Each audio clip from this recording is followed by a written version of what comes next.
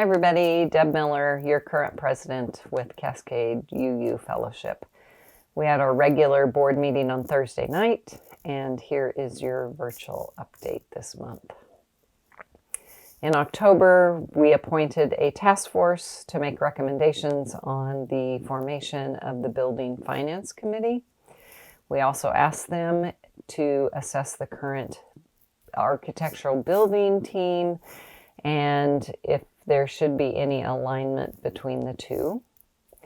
At this week's meeting, we reviewed the information that was provided by the task force, and we will continue to work closely with them to get charters in place for the next phase of our new building process. We also discussed the plans for the upcoming Congregational Town Hall that is scheduled on December 6th. The time is yet to be determined. My assumption is it will be shortly after the service and the Joys and Sorrows coffee hour. The agenda will include updates on the new building planning and progress, as well as an update from the Capital Campaign Chair. There will be an update on the recent work on the Blue House, and then there will also be a mid-year update on the finances of our congregation, of our fellowship, from our CUF treasurer, Luke Evans. Finally, the board is very interested in your feedback. In this incredibly unusual year, we have had to reinvent many of our routine processes. One of those processes is the open questions and the congregational conversations that help us plan for the next year's fiscal budget. Please watch for an email in the coming weeks for an online survey. We are counting on your responses to help us guide our decisions for this next fiscal year. Finally, I would like to say that the board is interested in connecting with the congregation.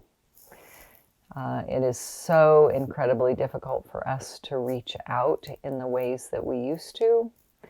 And so we invite you, I think I can speak on behalf of the board, we invite you to reach out if you have questions, if you need to have a conversation, if you want information, please reach out to us.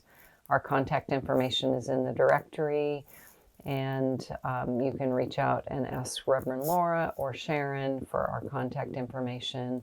We are here to represent the congregation. We look forward to hearing from you. Have a beautiful Sunday. Bye.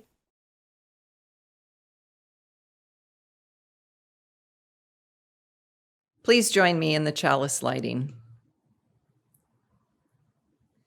In the light of truth and the warmth of love, we gather to seek and seek to share.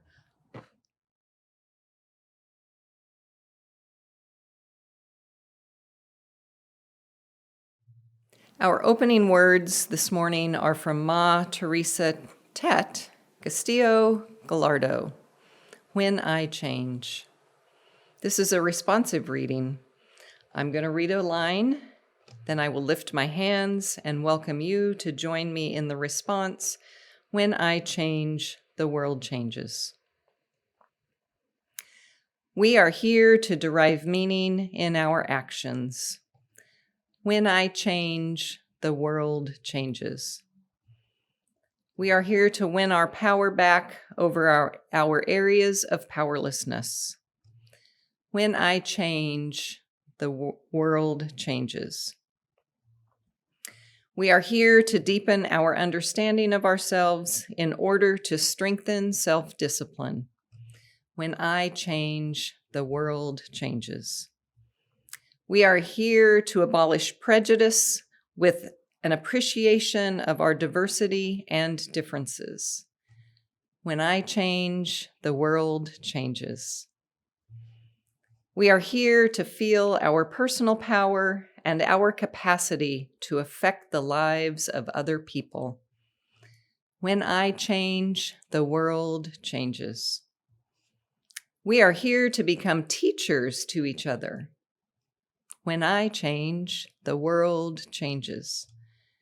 We are here to spend time away from the usual influences and relearn reality. When I change, the world changes. When God gives me the desire, I am also given the power and means to achieve my goals. When I change, the world changes. I am here to see that my singular life is a gateway to countless possibilities. When I change, the world changes. Please join in our opening hymn, I'm Listening. I'm listening, I am listening. Spirit, speak to me. I'm listening, I am listening. Spirit, speak to me. My ears are wide open, my eyes are now open to see what I may be. I'm listening, I am listening. Spirit, speak to me. I'm listening, I am listening. In this moment of Spirit, speak through me. I can hear the voices of all my kind. I'm listening, singing. I am listening, the tweeting and howling into the wind. My ears are wide open, the joy. My eyes are wide open, love to see what I for you and me. I'm listening in this moment of silence. I am listening. I hear Spirit speak through me. Did you sleep well? Mm-hmm. Can I ask you a favor? Can you go and push with you for 5 minutes while I finish? You see I'm doing some worky stuff. For 5 seconds? 5 minutes. You'll see how long. It's not very long. How many seconds is 5 minutes? Well, it's 300 seconds, but you don't have to count to 300. I'll just be in there to get you when I'm all done, okay? So who's gonna have to count to 300? I'll do it. Okay.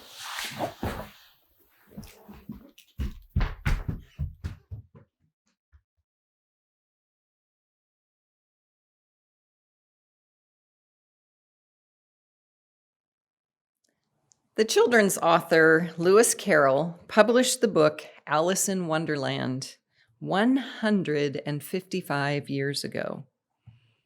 In 1865, when the book was published, 2 of my great-grandparents and 13 of the 16 great-great-grandparents were walking this earth.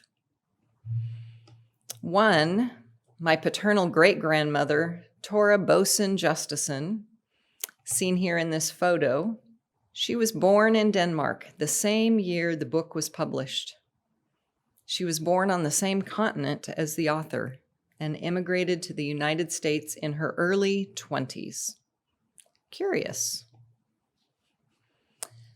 According to the Oxford English Dictionary, in that classic children's story, Alice was so surprised by the strange circumstances she found herself in that she, and the author, made up a word. curiouser. That expression is still used to mean that something is getting increasingly confounding. Like the character Alice, I find myself falling down rabbit holes of curiosity a lot these days. It seems to me the world I exist in is getting curiouser and curiouser. While I recognize that all my life I have chased curiosities with childlike wonder, much like Alice, I suspect that the shelter in place the COVID pandemic has driven me to is a very deep rabbit hole. I'm going to confess that I have not given up my Facebook habit. Maybe this is because I still haven't watched the documentary Social Dilemma. I think there are many of us who recognize what a rabbit hole the social media habit is, and yet there are some of us who haven't given it up. For me, Facebook continues to be my connection with my friends, my loved ones, and teachers both near and far. I love to spend time mining the posts of my multiple online friends, collecting their wisdom along the way. One day, I found a meme posted by a friend or colleague. Yes, this is a glimpse into how my Wonderland fantasy-like brain, a journey probably not unlike Alice's Wonderland journey, actually works on a daily basis. Like Alice, I continue to wonder who I am and then recognize that my life is truly a great puzzle waiting to be solved. And then there's this meme. This one especially gave me pause, and my analytic brain kicked into hyperdrive. This family tree of sorts sent my brain warp speed deeper into the rabbit hole of my life puzzle. 3 years ago, my last remaining elder left this earth, and I became the elder of my family of origin. That was a difficult reality for me to accept. I remember thinking, wait a minute, no one asked me if I was ready for that responsibility. Suddenly, I felt abandoned by my ancestral teachers and maybe even quite anxious because I forgot to jot down all their wisdom. As a sort of a reference journal of knowledge for the role ahead of me. At least I had plenty of pictures, and now I spend some of my days sheltered in place from COVID, imagining the stories that go along with these photos. For me, our worship theme, Exploring Our Roots, has offered a kaleidoscope of curiosities, wonder, and self-reflection. As a participant in the Racial Justice Accountability Group here at CUF, I have committed myself to exploring my ancestry, which will be an ongoing journey, well beyond our theme of exploring our roots. In my personal reading and research, coupled with a monthly check-in with my accountability peers in this year-long journey of accountable exploration, my analytic mind began wondering what stories others' lives hold. Who were the teachers that most influenced them? Were those teachers ancestral elders? Or were they friends? Or were they strangers? This morning, we will be hearing from a few CUF members and friends as they each share stories on their own, about their own great life puzzles and the influences of their life teachers along that path. Please note that some of the stories were slightly edited in order to keep within our time limits, yet being mindful to keep the essence of the stories. After listening this morning to these rich stories, I invite you to reach out to learn more from any of these individuals who generously took their time to compose and share their stories with us. I believe we are all teachers. A house called tomorrow. You are not 15 or 12 or 17 You are 100 wild centuries. And 15, bringing with you in every step, in every breath. Everyone has come before you, all the yous that you have been. The mothers of your mother, the fathers of your father.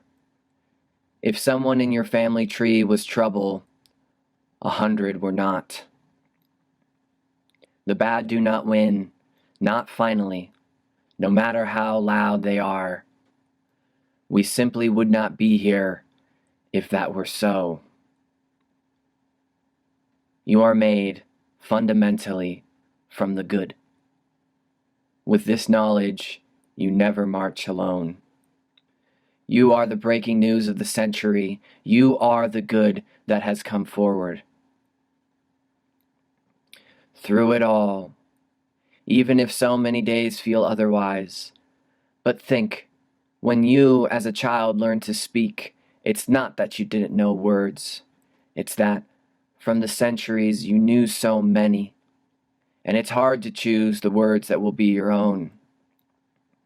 From those centuries, we human beings bring with us the simple solutions and songs, the river bridges and star charts and song harmonies, all in service to a simple idea that we can make a house called tomorrow. What we bring finally into the new day, every day, is ourselves. And that's all we need to start. That's everything we require to keep going.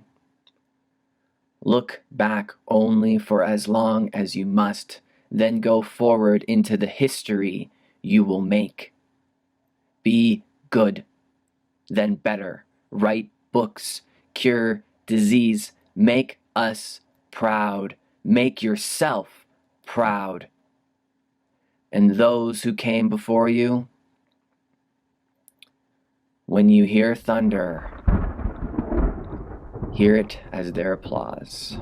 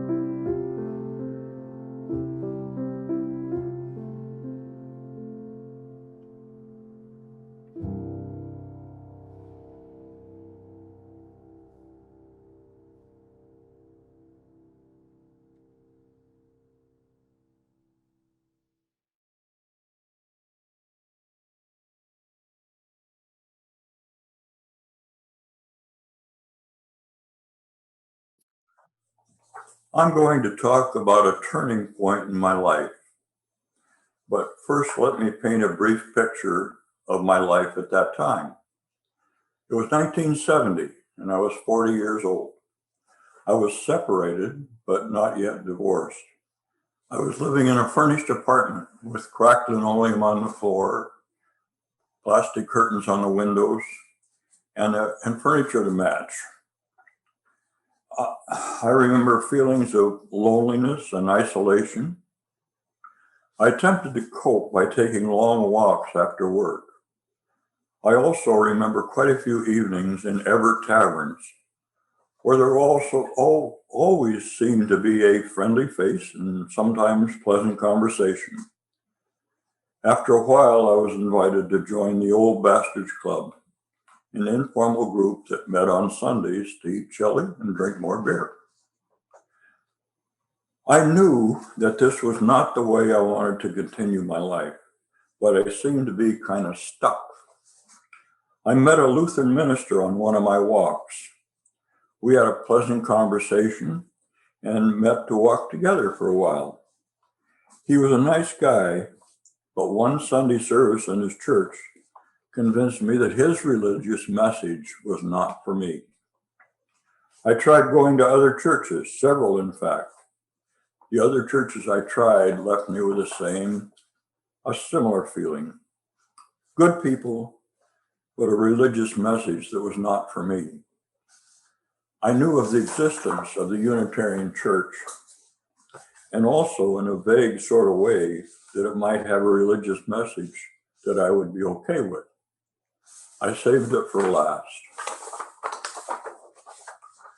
I finally did visit University Unitarian Church in Seattle.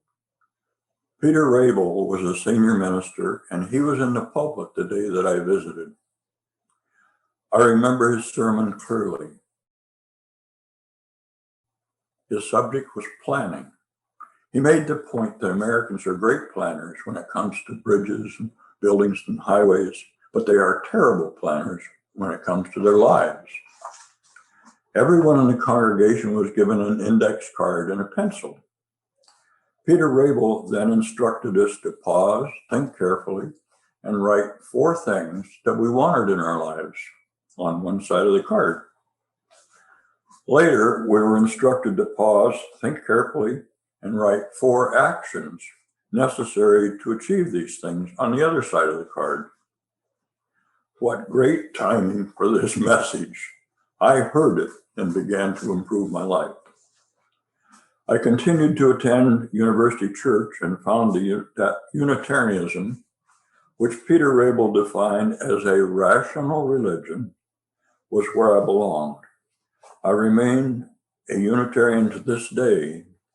I'm also forever indebted to Reverend Rabel for his message on planning, which marked a turning point in my life. Hi, I'm Laurie Nichols, and I'm here to share some stories from my family's roots. My maiden name was Kilbourne, and my Kilbourne ancestors came over from England in 1635 and settled in Wethersfield, Connecticut. Oh, I was so proud as a child that I was a 12th generation American. It's kind of a New England thing. And I was so proud that my ancestors helped form this great country of ours, that they came and they fought the Indians and they settled the lands and they fought in all the wars, the Revolutionary War and every war since, and they were all American heroes. Wow, I was just so proud, so proud. So fast forwarding to the present, learning about white supremacy and Cuff was a real eye-opener for me, because I was sure that I was not racist. There was no way I was racist. Now, my father was racist. He was very outspoken about being racist. As a matter of fact, I remember when we learned about the KKK in school, my first thought was, my dad's got to be a member of the KKK because that's what he believes. That's how he talks all the time. Never did ask him, but I was sure of it. I was positive. But you know what? I wasn't racist because I liked everybody. And I never could quite understand why he didn't like Black people. So I was like, I'm not going to be like him. I'm not racist. I knew that if you work hard, you get ahead, no matter what color of your skin. That was what I believed. I believed that if you didn't work hard, then you didn't get ahead, no matter what the color of your skin. I also believed that if you're not doing anything wrong, the police won't bother you. Nobody ever bothered me. I've always had good encounters with the police. So they must be criminals if people get bothered by the police. And if they get shot, they probably shouldn't have been where they were. So much for living in a whitewashed world, literally, and in my little bubble. So that little whitewashed bubble got burst over the past few years. And I began a journey. So I read the books I was told to read. It was recommended. I read the articles. I saw the documentaries. I finally realized that my ancestors were white supremacists. They were settler colonialists, is the term used. They stole lands, resources, and practiced genocide. My heart was just broken.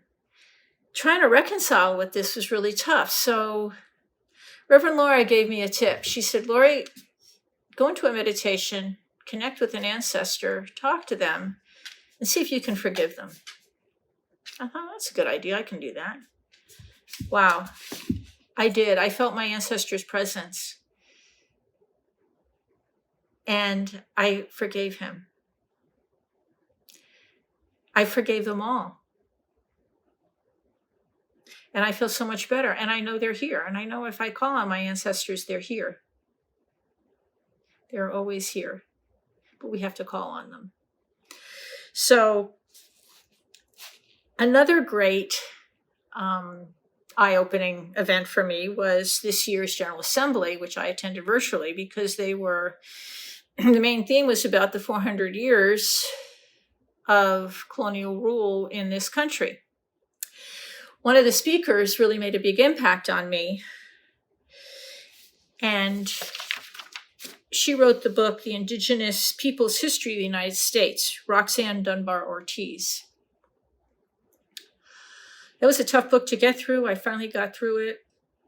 Horrified would be an understatement of what we've done as settler colonialists, not only here, but around the world. I did not know that 80% of countries in this world were occupied and taken over by white European settler colonialists. You know, unlearning a lifetime of racism is a very slow process. It's almost impossible to do when you are immersed in a white supremacist culture. It's kind of in the DNA. But I'm determined to go forward with grace and compassion and determination to make choices to the best of my ability that help dismantle racism. And I know this would make my ancestors proud, for they have told me so. Hi, I'm Marta Flores. I would like to tell you a little bit about my roots, my heritage. I was very fortunate to have met a great-grandfather. He was Papa Toño, my grandmother's father, Antonio. He had blue eyes with a big mustache. I think he passed away when I was 10 years old. I also had 3 grandparents. My mom's parents were Victoria, we call her Mama Toya, and Pedro, we call him Abuelo. And on my father's side, Mama Yene, her name was Irene, and Papa Angel, but he passed away when my father was very young of a simple, nowadays, imagine appendicitis, but living so far away from a city, from a doctor. Poor Papa Angel did not make it. So my father kind of grew up without a dad, but very strong mother, Mama Yene, my grandma. He raised 7 children on her own, and they are all professionals, doctors, lawyers. My father is an accountant. My father passed away when he was 92. My mother is still alive. She's 96. Her name is Marta, of course, like me. My father's name was Miguel Angel, just like my brother. I have a picture here of the family. There I am, very little. maybe one, my brother two. And I wasn't too happy to wear a dress. I didn't like dresses, so my mother made me wear a dress for that photograph. My brother Miguel, who was my only brother, who I loved him so much, was a wonderful man, and he unfortunately passed away in 91 of AIDS. My brother was gay, and in those days there were no medications, so Miguel died of AIDS. Very sad. Before he died, I wrote a book of poetry with him while his bedside.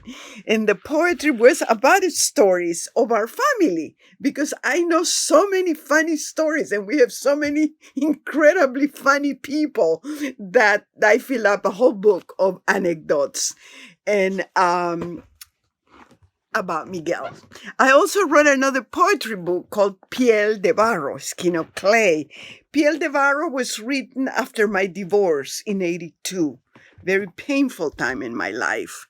And the way I deal with pain is by writing poetry or painting paintings.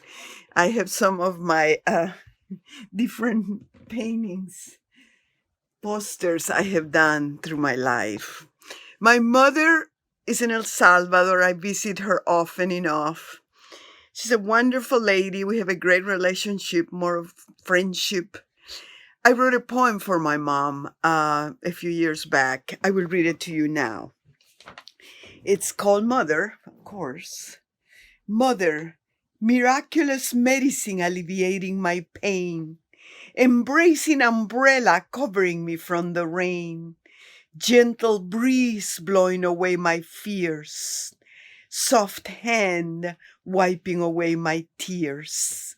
You alleviate my worries. You animate. You explicate. You fix. You energize. You cook. You clean. You wash. You purified. You remember my childhood with joy. My first steps were your reward. You decipher my bubbles into words. Smiles light up your face, thinking of the things I said. In the comfort of your arms, I dreamt of kittens, kites, and flowers. In the softness of your lap, I learned to smile, rest, and nap. You are a river of abundant and ever-flowing love, of kindness and compassion. That's my mother, Marta, named after her. I am. She is 96 and doing well. I am very, very lucky to have had wonderful, strong women like Mama Yene, who raised 7 children on her own, and Mama Toya, who raised 12 children with Pedro. She wasn't on her own. But incredible. I love to talk about my family, and I remember all of them. I have written funny stories about some of them, including me and my brother, and I am happy to be able to share this moment with you. Thank you. Well, good morning, good afternoon, good evening, whatever time you're listening to this. Most of you know me as Michael Carlos, and my full legal name is Carlos Michael Polivka. That surname comes from the fact that I was adopted by Americans of Eastern European descent. And growing up, I always had questions about my identity as a Latino-looking kid. And given the version of Carlos that's a little more Americanized, Carl, walking around with that name and looking like I did, I got a lot of questions as to where I was from. And I always wondered where I was from as well. So it's always been a question, although it's not something I ever really pursued very strongly. I did want the answer because I did want to know where I was from. My adoption papers said that I was primarily European Spanish, and that turns out not to be the case exactly. I, in fact, assumed that I had some Latin American in me, but I never really had the information to know what that was. So finally, I'm now 49 years old, but last year when I was 48, I did the 23andMe genetic test. I did the genetic test for two reasons. One, to get that Latin background figured out, if possible. And secondly, to possibly find my biological mother. Now, as an adopted child, I actually didn't have a strong desire to do that for much of my life.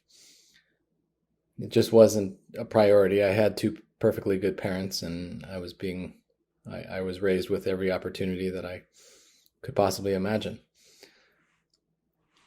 But as I got older, I decided it was more important to me to at least communicate to this woman that I turned out okay, and that everything went well and I've had a good life, and that I was grateful that she gave me life. Now, with the 23andMe testing, that was going to be a really long shot. I thought maybe, 1 in a million or 1 in 10 million. I don't know what the exact odds would have been. But I got my results back, and they pinpointed my geographic background to Costa Rica and Nicaragua. And I thought that was awfully specific, although maybe that those were parts of Latin America where a lot of testing was being done, because Costa Rica is a little bit more prosperous than much of the other Latin American countries. Nevertheless, I didn't have any helpful information about genetic relatives at the time, but it only took like a month, and I was linked up through the 23andMe network with a first cousin's daughter, and dominoes just fell quickly in the course of communicating with her in the course of an afternoon, and we figured out who my biological mother was, and she is a Costa Rican woman.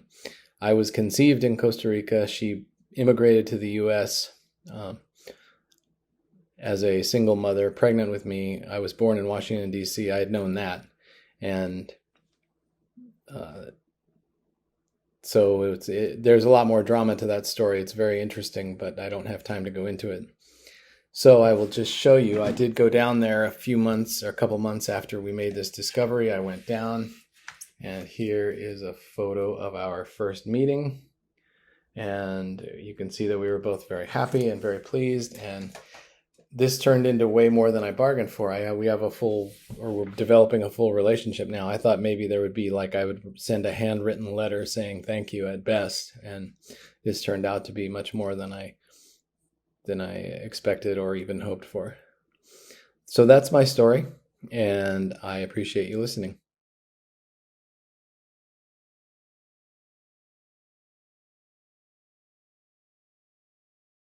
Rows and flows of angel hair, ice cream castles in the air, feather canyons everywhere. I've looked at clouds that way. But now they only block the sun. They rain, they snow on everyone. So many things I would have done, but clouds got in my way. As a child of the 60s and 70s, those lyrics came rushing to me when I listened to the musical interlude. It is said that Joni Mitchell wrote the song in 1968 while on an airplane. She was inspired by a passage in a book she was reading. She looked out the window at the clouds, and the rest is history. The images that come to mind as I hear the lines of the first verse could easily be images of Alice's Wonderland. It is the chorus that struck a chord with me. I've looked at clouds, love, life, from both sides now. The arrow carrying those words hit me directly in the heart. My new role as a family elder and presumed teacher to my family's future generations has me paying close attention to my life from both sides now, as my life journey continues on. This newly inspired journey of self-discovery has been influenced by the Cuffs Accountability Group, as well as the rich conversations with this morning's speakers leading up to today's service. I recently listened to the audiobook by My Grandmother's Hands by Resmaa Menakem. In his book, Menakem challenges us to find a different approach to healing the systemic racism in our country. He challenges us to first look inward for patterns and family history that led us to be who we are as an individual in today's society. Menakem describes himself as a communal provocateur and coach. I consider it my job in this moment to make the invisible visible, he says. You could say that Menakem is one of my current teachers, along with several writers and authors of wisdom that have shown up in my life at a time I was ready for the next life lesson. As I was pulling together the many voices and elements for this service, I was humbly reminded that we each have our own story, rooted in our diverse realities and influenced by many teachers. And while we may have different words for similar experiences, when we listen deeply, our stories become the unified kaleidoscope of the soul-healing wisdom our world needs right now. As a UU, I do believe in the interconnected web of life of which we are all a part. Remember what I said earlier about my ongoing Facebook habit? Here's a peek into my page. This was posted Tuesday evening, and it includes a picture in my from my daily inspiration from a daily reader in my library of many. The post reads, "Over the course of this week, I have had the privilege to listen to many stories, and I have been humbled. I have found myself humbled by them all. The wisdom to listen to one another and the deep recognition that we are all striving toward the same or similar goals seem to be missing in our world today. Thank you this week to this week's teachers who have gifted me the opportunity to grow by listening deeply to your stories. I am forever grateful." And the quote at the end of that daily inspiration in the picture is from O.W. Holmes. "It is the privilege of wisdom to listen." May it be so. Please join me in a prayer from Mother Teresa. "You will teach them to fly, but they will not fly your flight. You will teach them to dream, but they will not dream your dream. You will teach them to live, but they will not live your life. Nevertheless, in every flight, in every dream, the print of the way you taught them will remain. Amen." Please join me in our closing hymn, Life Calls Us On.